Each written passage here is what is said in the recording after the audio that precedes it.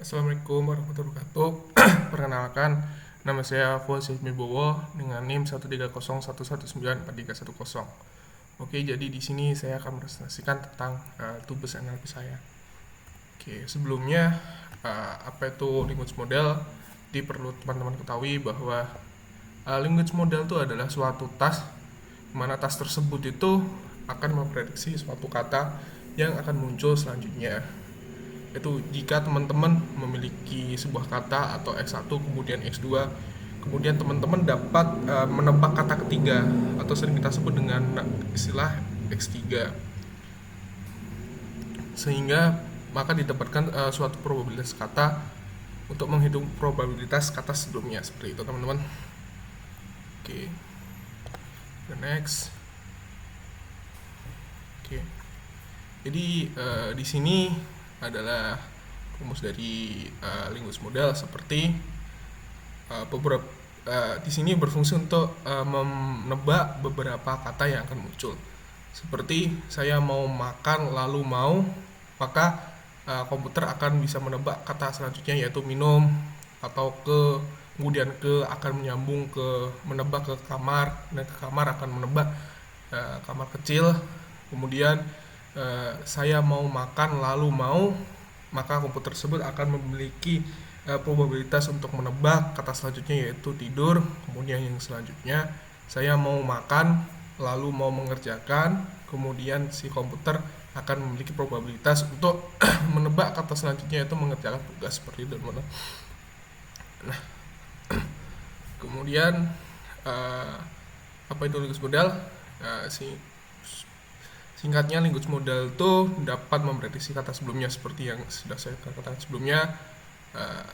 Di sini ada suatu kalimat yaitu saya mau makan, di mana saya merupakan X1, kemudian makan merupakan X2. Maksudnya mau itu ada X2, kemudian makan itu ada X3. Kemudian kita disuruh untuk menebak X4 atau kata keempat, yaitu maka probabilitas tebakan tersebut ada roti, sereal, kue, ataupun sate. Jadi salah satu di antara keempat tersebut. Jika probabilitasnya paling besar roti, maka kemungkinan kata selanjutnya adalah roti, seperti itu teman-teman. Oke, kemudian apa saja sih pemanfaatan dari language model? Jadi language model itu memiliki beberapa pemanfaatan. Yang pertama itu ada aplikasi menerjemah seperti Google Translate, seperti itu. Kemudian ada, kalau di Android ada Kamusku. Jadi seperti itu, menggunakan basisnya menggunakan language model teman-teman. Kemudian ada speech recognition, seperti kalau misalkan kita menggunakan Google, ketika kita menggunakan Android kemudian kita mengucapkan Google, maka ketika itulah muncul aplikasi yang menggunakan speech recognition, di mana kita akan berbicara di situ, kemudian si Google tersebut atau aplikasi tersebut akan menebak kira-kira apa sih perintah yang kita omongkan tersebut. Kemudian ada speech recognition, dan yang terakhir ada chatbot. Nah, di sini teman-teman ada skema dari chatbot di mana klien memberikan stimulusnya berupa inputan dari keyboard misalkan, kemudian ada kemudian akan diteruskan kepada main interpreter, kemudian dari main interpreter akan diteruskan ke knowledge. Kemudian si klien akan mendapatkan respon dari chatbot tersebut, teman-teman. Kemudian ini dia adalah gambaran salah satu chatbot ya teman-teman. Di sini ada aplikasi yang bernama Virtual Teacher. Jadi Virtual Teacher itu singkatnya adalah sebuah guru virtual, seperti teman-teman, dimana kita dapat inputan berupa kalimat atau kata yang kita tuliskan pada text area, kemudian akan dibalas juga dari aplikasi chatbot tersebut, teman-teman. Oke, kemudian yang selanjutnya ada Ngram, teman-teman. Jadi Ngram ini merupakan salah satu proses dari text mining, mana proses text mining itu atau pengolahan teks dan pengolahan bahasa, teman-teman. Jadi Ngram ini merupakan sekumpulan kata, di mana kata tersebut diberikan pada sebuah paragraf, teman-teman. Seperti contohnya di sini ada N1 di mana this is a sentence, kemudian akan menebak satu kata selanjutnya, yaitu this atau is, atau sentence, seperti itu, teman-teman. Mohon maaf, maksudnya unigram nih dibagi menjadi this is a sentence. Jadi pembagiannya satu per kata satu seperti itu, teman-teman. Kemudian N2 tuh sering disebut dengan bigram. Bigram nih kita bagi mana this is, kemudian is a sentence, teman-teman. Jadi dua kata kelompokkan menjadi satu, teman-teman. Kemudian yang selanjutnya ada N3 atau 3 gram, merupakan pembagian di mana dibagi menjadi per 3 kata, teman-teman, seperti is a, yaitu terdiri dari 3 kata, kemudian is a sentence yang merupakan terdiri juga dari 3 kata, teman-teman, seperti itu. Jadi pembagiannya per 3 kata. Seperti itu, teman. Oke, untuk selanjutnya, nah ini seperti yang telah saya katakan sebelumnya bahwa unigram ini kenapa kok bisa disebut unigram? Karena hanya terdiri dari satu kata, teman-teman. Contoh, aku, kamu, itu kan cuma satu kata. Kemudian selanjutnya ada 2 gram. 2 gram ini disebut juga bigram karena terdiri dari 2 kata, seperti aku beli, dimana kata pertama yaitu aku, kata kedua yaitu beli. Kemudian kamu cantik, dimana kamu merupakan kata pertama dan cantik adalah kata kedua, seperti itu, teman-teman. Kemudian trigram ini terdiri dari 3 kata, teman-teman, singkatnya yaitu aku makan kue. Seperti pada kalimat aku makan kue, yaitu aku sebagai kata pertama, makan sebagai kata kedua, kue merupakan kata ketiga. Kemudian selanjutnya, yaitu maksud saya Andi bermain bola, di mana Andi merupakan kata pertama, bermain yaitu kata kedua, dan bola adalah kata ketiga. Seperti itu, teman-teman. Oke, lanjutnya, nah apa sih fungsi dari n-gram itu? Jadi n-gram itu berfungsi juga dalam berbagai macam pengolahan bahasa, teman-teman. Jadi pada pengolahan bahasa ini ternyata banyak juga jenis-jenis n-gram yang digunakan, tidak hanya n-gram saja, tetapi model lainnya seperti bigram dan juga trigram itu sering juga dipakai dalam aktivitas atau dalam membantu manusia pada penerapan sebuah aplikasi, seperti itu, teman-teman. Dan juga bahkan untuk perusahaan-perusahaan terkenal di dunia sekelas Google dan juga Microsoft tuh cukup sering untuk memakai teknologi ini. Contohnya pada spelling correction, command word breaking, text summarization, di mana fitur ini adalah salah satu fitur yang diterapkan pada aplikasi mereka, teman-teman. Dan selanjutnya, nah ini contoh penerapan n-gram, teman-teman. Di sini disajikan sebuah kalimat, yaitu Andi bermain bola di lapangan pada sore hari. Andi merupakan kata pertama, bermain merupakan kata kedua, bola merupakan kata ketiga, di adalah kata keempat, lapangan adalah kata kelima, pada adalah kata enam, sore adalah kata ketujuh, hari adalah kata 8. Di sini disajikan penerapan bigram, yaitu Andi bermain, kemudian setelah itu akan menebak kata bola, yaitu bermain bola, kemudian dari bola ini akan tebak juga bola di, kemudian di lapangan, kemudian lapangan pada sore hari, seperti itu, teman-teman. Oke, ini adalah contoh penerapan bigram, teman-teman. Kemudian yang selanjutnya ini ada trigram. Trigram itu adalah menggunakan 3 kata untuk menebak kata selanjutnya. Mana Andi bermain bola digunakan untuk menebak kata di. Kemudian bermain bola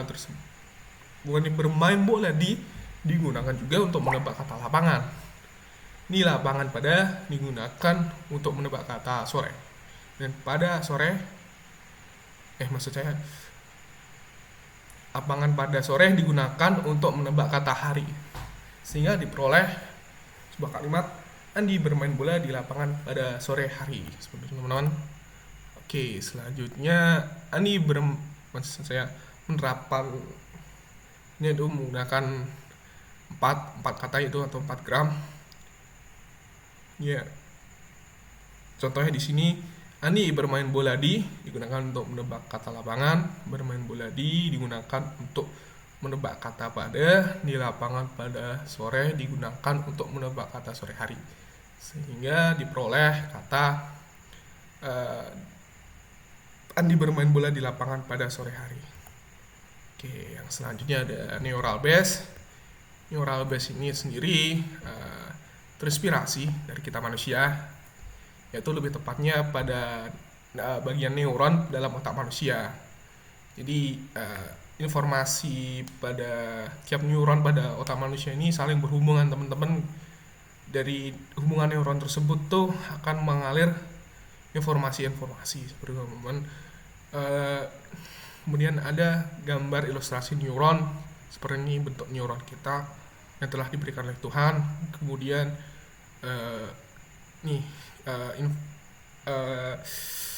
ilustrasi matematik secara matematis yang digunakan atau yang terinspirasi dari neuron kita teman-teman.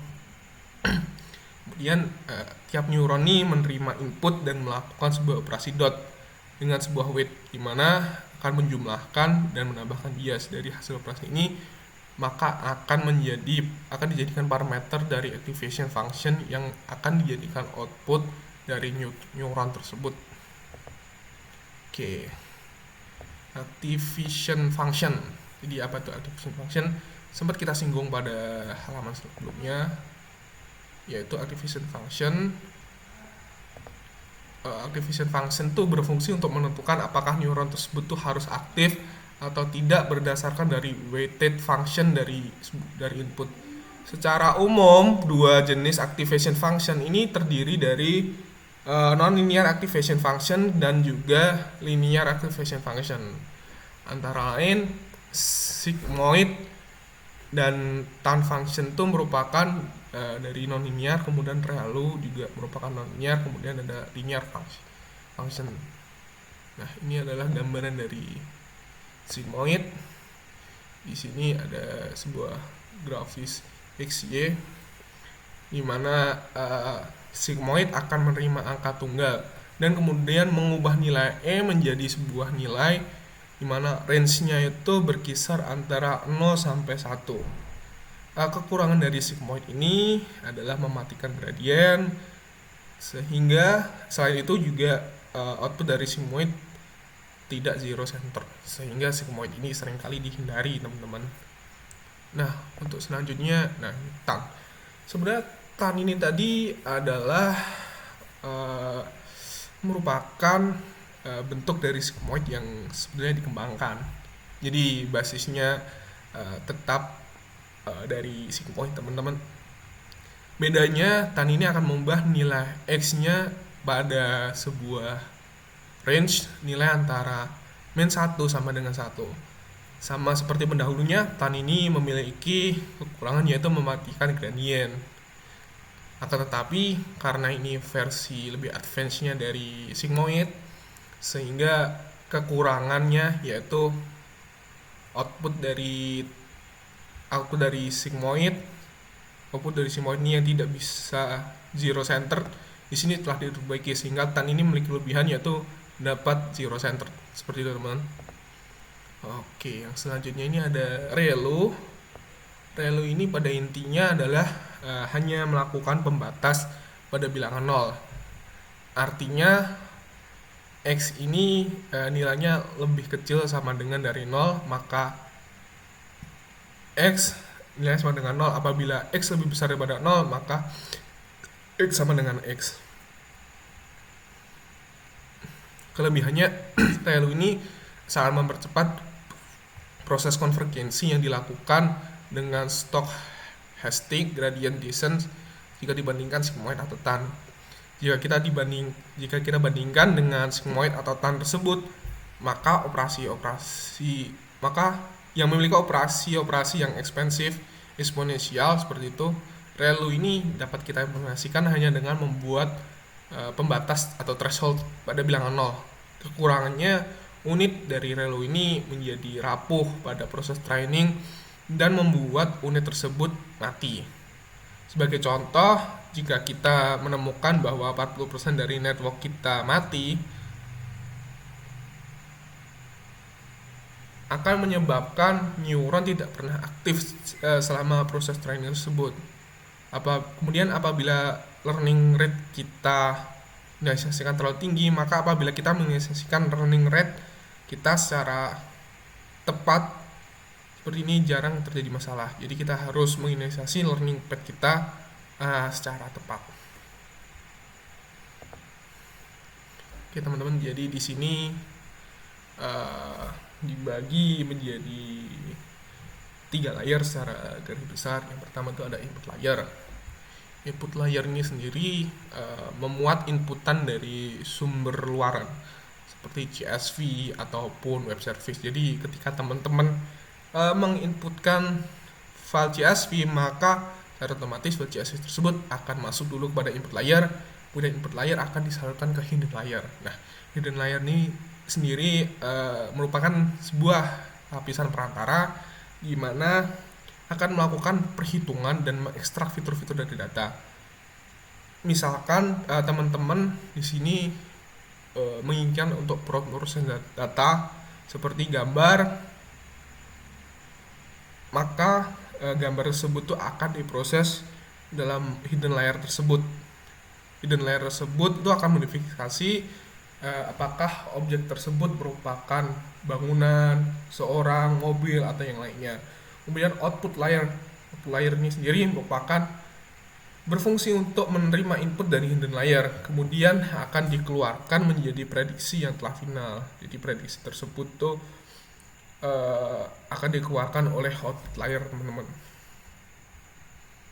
Kemudian seperti itu teman-teman untuk presentasi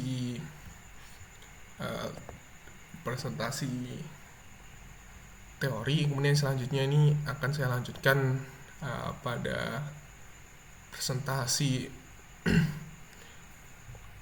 dalam codingannya, teman-teman. Jadi di sini pertama-tama kita memanggil beberapa library yang akan kita gunakan seperti Pandas, NumPy, Seaborn, Learning, Matplotlib, seperti ini teman-teman. Nah, ini tuh sebenarnya tadi berfungsi untuk menginstal library yang sebelumnya belum ada seperti RLTK dan juga preprocessor. Tapi karena kebetulan library tersebut sudah kita install teman-teman, sehingga ini kita matikan saja menjadi sebuah komen. Oke, yang selanjutnya kita mendefinisikan terlebih dahulu apa sih problem statement kita.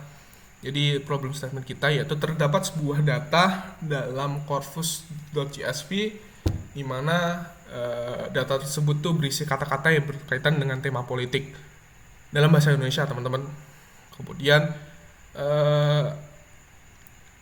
kata-kata tersebut tuh akan diolah kemudian menjadi prediksi sebuah kalimat. Kemudian di sini ada beberapa kolom. Kolom yang pertama yaitu ada kolom no, teman-teman. Kemudian kolom kedua ada corpus, teman-teman. Bisa kita lihat. Jadi nomor ini merupakan urutan kalimat. Jadi kita memiliki banyak kalimat. Kalimat pertama yaitu menurut Bambang konstitusi mewajibkan politik, dan seterusnya. Kemudian kalimat kedua seperti ini. Jadi ini hanya menunjukkan bahwa ini itu data kalimat pertama, data kalimat kedua, data kalimat ketiga, teman-teman, seperti itu. Kemudian korpus, nah pada kolom korpus ini teman-teman berisi kalimat-kalimat yang merupakan data yang akan diolah. Di kalimat-kalimat tersebut tuh kan yang akan kita olah menjadi sebuah prediksi, teman-teman. Sehingga korpus tadi akan kita olah selanjutnya untuk menghasilkan prediksi kalimat, teman-teman. Nah, di sini kita memanggil library yaitu from Google Colab import dev. Fungsinya untuk apa? Fungsinya agar kita dapat mengakses file yang ada di dalam Google Drive kita. Karena kebetulan corpus.csv ini sebelumnya telah saya upload ke dalam Google Drive teman-teman. Kemudian di sini df atau data frame sama dengan pd.read.csv ini berfungsi untuk kita mengakses korpus dari CSV ini teman-teman. Mana korpus dari CSV ini tadi merupakan data yang akan kita olah seperti itu teman-teman. Kemudian di sini ada info, di mana di sini terdiri dari 89 input seperti itu teman, di mana kolom ke 0 atau kolom menu ini merupakan tipenya adalah integer karena nomor ini tadi merupakan nomor urut dari nomor 1 sampai nomor terakhir teman-teman. Kemudian korpus di sini bertipe objek seperti itu teman-teman. Oke, kemudian memori yang digunakan untuk data frame tersebut sebesar kurang lebih 1,5 KB, cukup kecil teman-teman. Oke, di sini lanjut saja karena di sini hanya kolom korpus yang kita gunakan, sehingga kolom yang tidak kita gunakan atau kolom no akan kita drop sehingga menghasilkan hanya menyisakan korpus saja teman-teman, seperti ini. Oke, yang selanjutnya kita cek duplikasi teman-teman. Ternyata terdapat 3 duplikasi. Kemudian selanjutnya akan kita drop karena duplikasi ini sendiri tidak jika kita olah itu datanya akan kurang tepat teman-teman karena terjadi duplikat. Itu sehingga akan kita drop saja duplikat datanya seperti ini. Oke, untuk selanjutnya kita melakukan pre-processing yang kita lakukan. Yang pertama yaitu kita akan lowercase korpus tersebut. Jadi korpus tersebut kan sebagian ada huruf kapital, akan kita jadikan huruf kecil saja teman-teman. Seperti di sini bisa kita lihat menurut Bambang. Nah, menurut untuk huruf M ini sendiri kan merupakan huruf kapital ya teman-teman. Kemudian Bambang ini sendiri merupakan, untuk kata Bambang, untuk huruf B ini sendiri, untuk huruf B yang pertama ini kan merupakan huruf kapital, sehingga akan kita hasilkan huruf kecil. Nah, sekarang karena sudah kita proses, menurut Bambang untuk huruf M ini sendiri telah menjadi huruf kecil, kemudian Bambang untuk huruf B yang pertama ini telah menjadi huruf kecil, sehingga lowercase ini telah berhasil. Kemudian import string. Nah, kenapa kita di sini menggunakan import string teman-teman? Karena kita akan menghilangkan punctuation. Punctuation itu adalah tanda baca yang terdapat pada sebuah kalimat. Jadi atau lebih gampangnya tanda baca. Jadi di sini kita akan mendefinisikan sebuah function. Function ini bernama remove. Remove-nya akan mendapatkan sebuah input berupa teks. Jadi yang pertama kita menghapuskan string punctuation, kemudian yang kedua kita akan menghapuskan string digits. Nah, string digits ini sendiri berfungsi untuk menghapus menghapus angka yang terdapat pada data frame kita. Nah, kemudian akan mereturnkan sebuah variabel yang itu bernama variabel hapus. Dan selanjutnya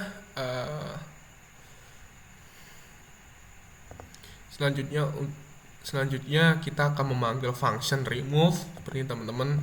Function remove dengan inputan x, mana x ini sendiri merupakan kalimat. Kemudian akan kita assign di sini df corpus, data frame yang bernama corpus yang sudah dibersihkan, kita assign dengan data frame dari corpus yang akan diproses pada function remove di sini.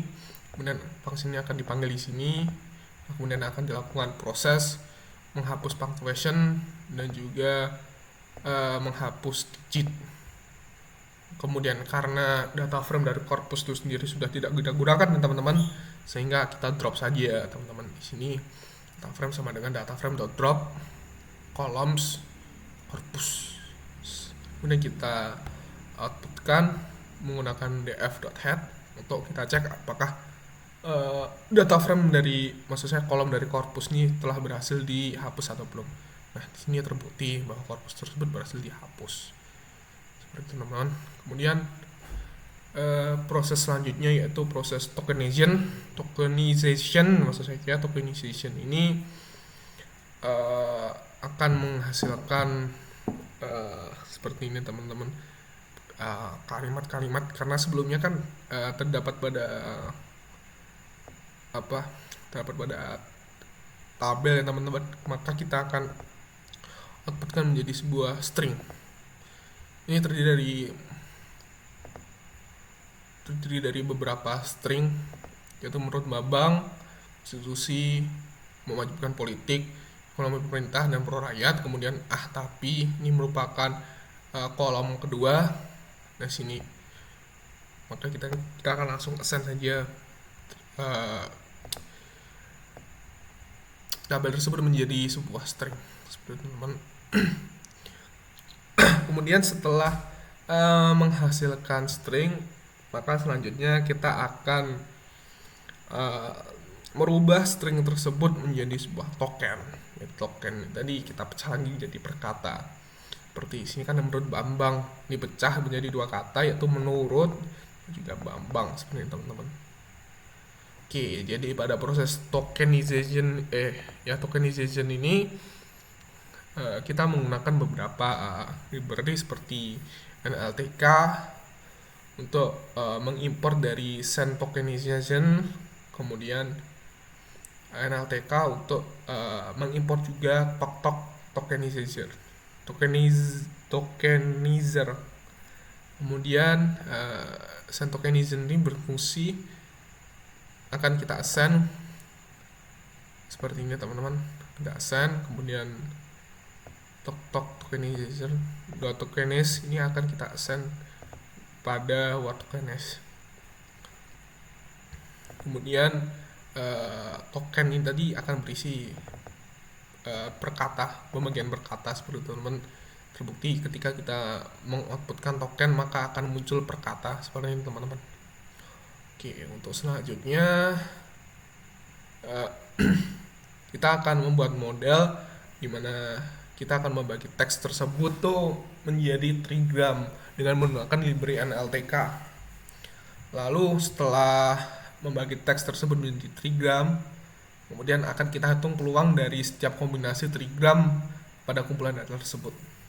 Kita menggunakan library NLTK untuk mendapatkan trigram. Kemudian selanjutnya ada voltage. Kemudian karena kita ingin menghitung peluang atau probabilitas, maka kita pertama-tama harus mendapatkan dulu frekuensi. Frekuensi ini sendiri merupakan jumlah kemunculan suatu kata secara bersamaan. Jadi di sini kita memproses 3 data. Yang pertama itu ada nomor 1, nomor 2, dan nomor 3. Dimana ketika moda seperti itu muncul, maka sekali muncul maka akan bernilai 1, kemudian apabila 2 kali muncul maka akan bernilai 2, seperti itu teman-teman. Maka akan kita jumlahkan terus sampai seluruh token ini tadi telah diproses. Kemudian kita menghitung probabilitas kata, maka pasti seperti ini. Nah, untuk selanjutnya kita akan mencoba memprediksi kata, di mana kata yang akan kita proses dalam proses kali ini yaitu adalah kata yang pertama itu adalah partai, kemudian yang kedua itu adalah politik.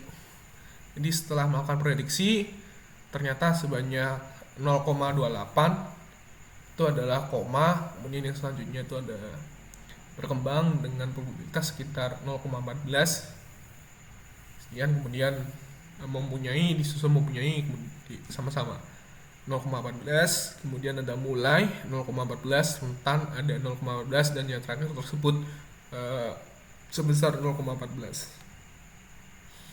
Kemudian kata partai ini akan dilakukan sebuah proses iterasi sehingga akan mendapatkan suatu kalimat secara acak.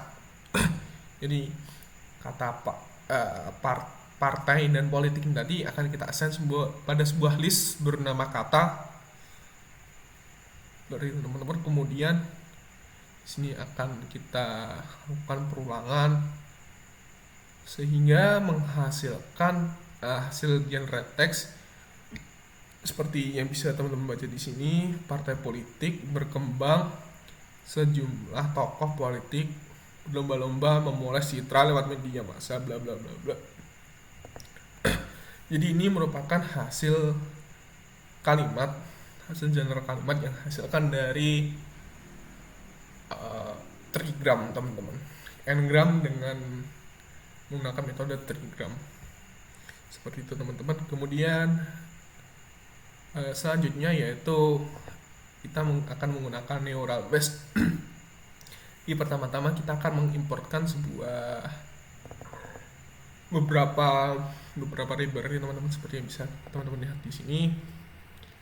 Dan data yang ingin kita olah kebetulan karena sama, sehingga korpus ini sendiri langsung saya send text saja teman-teman, karena kebetulan untuk di atasnya telah diproses dan mendapatkan kalimat seperti ini. Teks ini tadi sendiri, di mana kita akan merubah dari tabel akan menjadi suatu string. String tersebut tuh berisi kalimat, kumpulan dari kalimat-kalimat. Seperti itu teman-teman. Dan lanjut.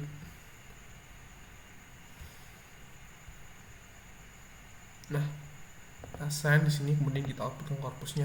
Jadi hasilnya sama karena kebetulan data yang diolah juga sama juga dengan metode trigram tersebut. Kemudian selanjutnya kita akan membuat function sequence. Di function sequence sendiri memiliki panjang karakter sebanyak 20. Kemudian karakter tersebut digunakan untuk memprediksi kata selanjutnya. Nah, hal tersebut akan dipanggil pada selanjutnya, yaitu urutan korpus. Nah, korpus sendiri kan ini teman-teman. Jadi korpus ini akan diolah pada function ini. Seperti itu teman-teman. Kemudian akan menghasilkan sebanyak 20 karakter. Kan ada menurut satu pertama M, kedua E, kemudian selanjutnya ada 3, 4, 5, 6, 7, 8, 9, 10, 11, 12, 13, 14, 15, 16, 17, 18, 19, 20. Akan kita lakukan perulangan terus, kita lakukan sequence terus menerus sampai terakhir teman-teman, seperti itu. Nah, kemudian yang selanjutnya kita akan melakukan proses encode pada setiap karakter, di mana karakter kita akan sorted pada list korpus. Kemudian akan kita buat juga function encode untuk melakukan proses encode. Nah, sehingga dihasilkan sequence seperti ini. Jadi sequence ini berisi pemrosesan encode ada sequence, di mana sequence sebelumnya itu berisi tentang teman-teman. Jadi ini itu akan kita olah pada function encode di bawahnya teman-teman. Dihasilkan seperti ini. Nah, untuk selanjutnya kita akan melakukan split data. Split data ini sendiri, data yang akan kita split adalah data xtrain, xtest, ytrain, ytest. Itu akan kita split teman-teman, sehingga kita memperoleh xtrain yaitu 5193, kemudian xtest 577. Kemudian yang selanjutnya kita akan membuat model layer embedded embedding maksud saya untuk mempelajari sebanyak 50 dimensi untuk setiap karakter. Kemudian dari GRU tersebut akan menjadi lapisan dasar dengan 150 time step serta menggunakan softmax activation sebagai prediksi kata selanjutnya. Seperti itu teman-teman. Menghasilkan model seperti ini, kemudian dari model ini akan kita compile, kemudian akan kita lakukan proses epoch ini sebanyak 20 kali. Nah, sebenarnya semakin banyak proses epoch sendiri sebenarnya menghasilkan hasil yang lebih akurat dan juga jumlah loss lebih bagus, sehingga hasil yang dihasilkan ini bisa dikatakan lebih akurat. Akan tetapi karena keterbatasan device saya seperti itu, sehingga saya memutuskan untuk melakukan 20 kali proses epoch saja. Karena apa? Karena semakin banyak epochnya sendiri, maka prosesnya akan semakin lambat, sehingga bisa menyebabkan gangguan pada device saya, sehingga saya putuskan untuk mengambil 20 saja teman-teman. Seperti ini adalah proses epoch yang pertama. Bisa kita lihat di sini di mana lossnya ini senilai 2,8, kemudian akurasinya 0,1906. Kemudian pada epoch kedua akan turun lossnya, kemudian akurasinya juga akan meningkat. Bisa dilihat di sini teman-teman data per epochnya, maka lossnya akan semakin turun, kemudian akurasinya akan semakin naik. Seperti itu teman-teman. Kemudian kita akan mengenerate kata, yaitu kata partai dan juga kata politik pada function generate. Kemudian selanjutnya setelah kita membuat function tersebut, maka kita akan memanggil function tersebut pada selanjutnya, yaitu karena kita mendefinisikan kata, yaitu kata partai dan juga politik. Kemudian kita akan memanggil generate ini, yaitu function sebelumnya, function di atas ini teman-teman. Kemudian akan kita panggil di bawahnya, dan akan kita outputkan juga print prediksi kata generate model mapping sebanyak 20 karakter. Akan kita lowerkan, kita outputkan juga pada 20 karakter. Jadi seperti itu teman-teman untuk proses menggunakan trigram dan juga neural base. Sekian dari saya, kurang lebihnya mohon maaf. Wassalamualaikum warahmatullahi wabarakatuh. Terima kasih.